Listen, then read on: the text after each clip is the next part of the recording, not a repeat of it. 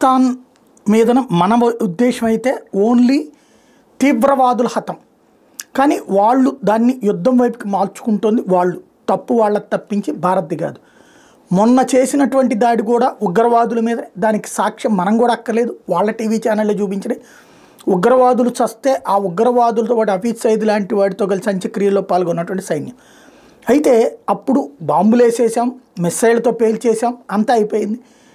ఇప్పుడు 1 by 1 data collect చేస్తున్నాం ఎవరెవరు పోయారన్నది. మొన్ననే ఏదైతే అమెరికా జర్నలిస్ట్ని చంపినటువంటి తీవ్రవాది కూడా ఈ మన దాడుల్లో చచ్చాడని తేలింది కదా, అట్లాగే ఇప్పుడు మరికొన్ని డీటెయిల్స్ వచ్చినాయి. ముదస్సర్ కదాయిన్ ఖాన్ అలియాస్ అబూ జిందాల్, వీడు లష్కరే తోయిబా ముఠాకు చెందిన కీలక ఉగ్రవాది.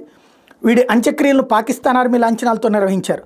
అంతర్జాతీయ ఉగ్రవాది హఫీజ్ అబ్దుల్ రౌఫ్ నేతృత్వంలో జరిగిన ఈ కార్యక్రమానికి పాక్ ఆర్మీ చీఫ్ పంజాబ్, పాక్లోని పోలీస్ సీఎం ఐజీ పాల్గొనడం అన్నటువంటిది ఇక్కడ కీలకమైనటువంటి అంశం.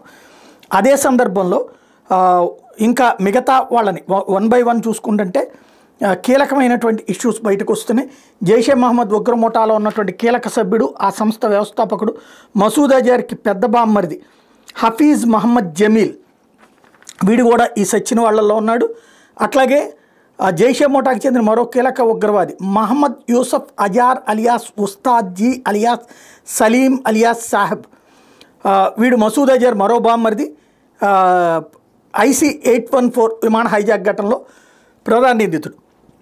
అట్లాగే లష్కరే తోయిబాకు చెందిన టాప్ ఉగ్రవాది, జమ్మూ కాశ్మీర్లో పలు ఉగ్రదాడులకు నేతృత్వం వహించినోడు ఖలీద్ అలియాస్ అబూ అకాసా, ఆఫ్ఘనిస్తాన్ నుంచి ఆయుధాలు స్మగ్లింగ్ చేసేవాడు.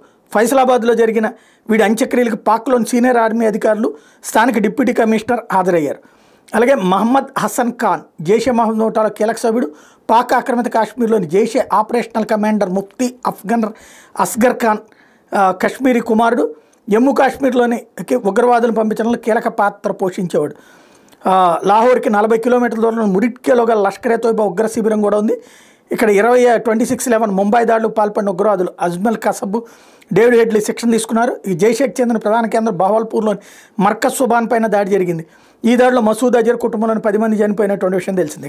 గజ ఉగ్రవాదులు ఈ దాడులు పోయారు. నరేంద్ర మోడీ చెప్పింది అదే, మూలాల దగ్గరికి వెళ్తామని, అదే జరిగింది.